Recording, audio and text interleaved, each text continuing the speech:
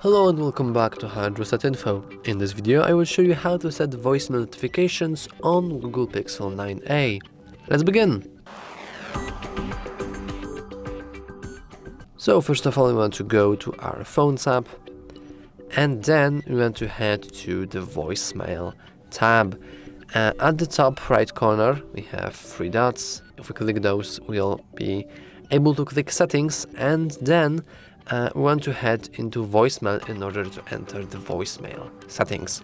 As you can see, we have a nice panel only dedicated to notifications, and the whole process of setting notifications up is pretty easy because everything is here. First of all, you can just show notifications or choose not to show, then nothing will be done, nothing will be seen, and we'll have a nice peaceful life. However, if you want to configure our notifications, first we have to, enable them. After that, we can choose if you want to set them to default, so they can ring or vibrate based on the device settings, or will they be always silent no matter the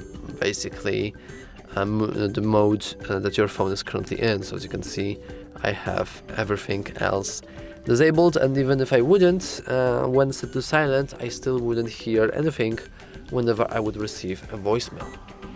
Then we have other options. As you can see, we can minimize the notification. So in the pull down shade, collapse notifications to one line, which is pretty handy. We can enable that if we want to, but I will keep that disabled. And now, as you can see, we can click it and choose if you want to show the voicemail content on the lock screen, or if we want to basically don't show notifications at all, at least not on the lock screen. Then we can disable the dot from notifications, and then lastly, the very important setting in my opinion is the override do not disturb. So whenever we receive something important, we have to basically get information about it no matter when we are or where we are, and these options for overriding do not disturb are pretty handy.